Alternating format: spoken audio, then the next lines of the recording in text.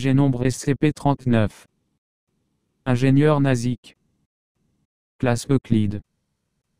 Procédure de confinement spéciale. Tous les individus de SCP-39 doivent être confinés dans la cellule d'observation de la nature sauvage 2B du site 77. Au moins deux membres du service de sécurité doivent surveiller l'intérieur et l'extérieur de la cellule de SCP-39 et sont relevés toutes les 6 heures. Les membres du personnel ne doivent pas accéder à la cellule de SCP-39 sans être accompagnés par une escorte du service de sécurité du site et ne doivent y accéder que pour des raisons de recherche ou pour examiner la cellule afin d'éviter tout sabotage du confinement ou acte de contrebande. Cet examen doit avoir lieu de manière hebdomadaire.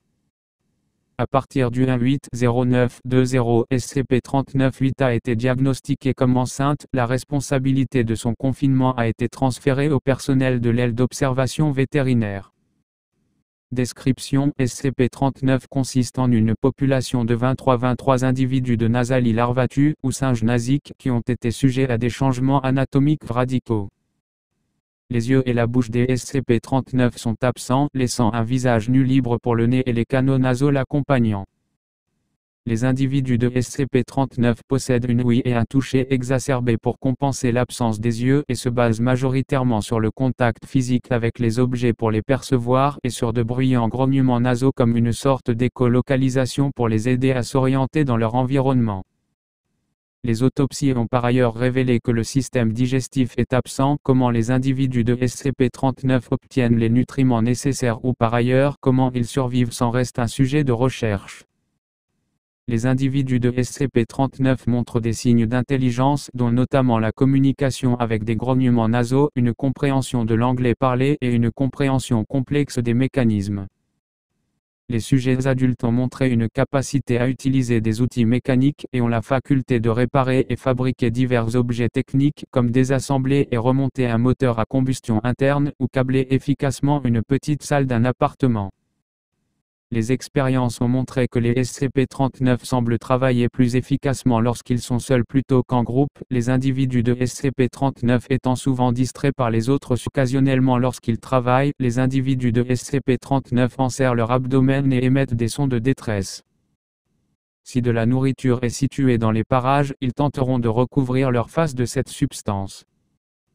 Cela indiquerait selon l'hypothèse actuelle que SCP-39 est le résultat d'une manipulation artificielle de spécimens normaux de Nasali larvatu. Cette hypothèse est soutenue par des documents retrouvés durant le confinement.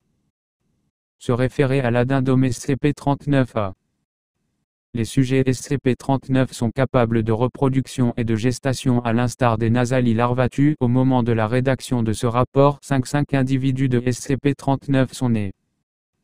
Les SCP-39 montrent un lien très proche au sein de leur espèce, tous les adultes s'occupant souvent des nouveaux nés.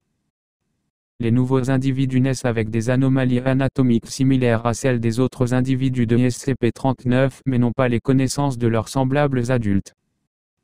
Les sujets parents apprennent la communication et quelques compétences de base aux nouveau-nés jusqu'à l'âge de 6 ans, à partir de quand les compétences techniques leur sont enseignées par d'autres individus adultes.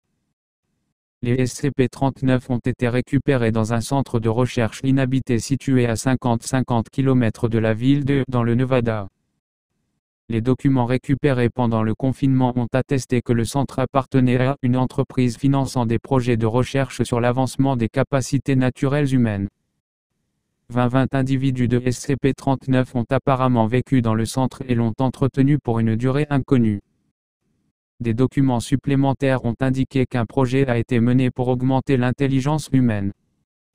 Ce projet semble avoir été annulé peu avant la faillite de l'entreprise où les actifs ont été cédés à un groupe inconnu.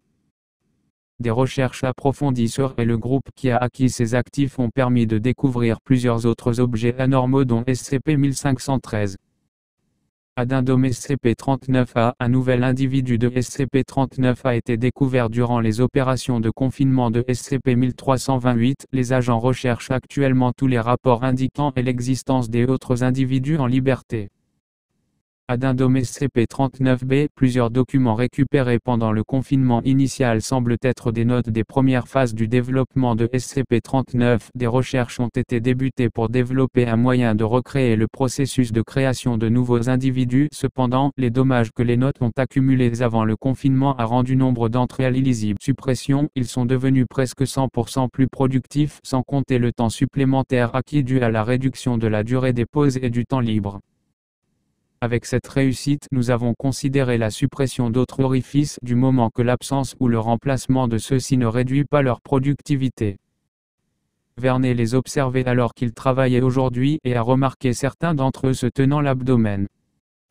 Il semble qu'ils éprouvent des douleurs dues à une faim fantôme, quand bien même ils n'ont plus besoin de nourriture. À moins que cela n'interfère avec leur productivité, nous continuerons tels quels. Nous avons essayé d'enlever les organes oculaires et de les faire travailler uniquement de mémoire. Après 2 essais non concluants, nous avons mené un sujet au point où il a obtenu un score presque aussi haut que le test témoin. Nous avons décidé de poursuivre dans cette initiative et de l'appliquer à tous les spécimens en cas de succès. Édition, davantage d'informations sur cette expérience. Il semble que la perte de la vue ait augmenté la sensibilité tactile de la plupart des spécimens et, chose remarquable, cela a mené les sujets initiaux de test à un niveau de productivité qui surpasse le résultat escompté. Cela étant, nous allons appliquer ces changements à l'ensemble des spécimens disponibles. Certains sujets n'ont pas supporté la modification, mais ils peuvent toujours servir pour des pièces de rechange. Pour l'instant, nous les avons stockés. Après le succès de la suppression des yeux, Damien a suggéré que nous pourrions augmenter la productivité en développant la sensibilité auditive. Il devrait aller bien temps qu'ils restent dans l'usine, étant donné qu'il n'y a presque rien pour accabler leurs oreilles. Les expérimentations commencent dans environ 1 semaine. Un grand succès. Avec l'élimination de la vue et du besoin de nourriture et l'amplification de l'ouïe et du toucher, nous avons obtenu une amélioration de 211% par rapport aux sujets de tests initiaux. L'administration a jugé bon de donner du temps supplémentaire à notre division pour finir le projet. Et de penser qu'on nous a vendu le projet pour 3 fois rien. Mec, je me sens pousser des ailes. Édition, petit incident aujourd'hui. Un de nos spécimens était en dehors de son enclos et a pris une paire d'outils. Nous l'avons remis dans l'enclos et l'avons à nouveau scellé. Alan dit qu'il jettera à nouveau un œil aux portes.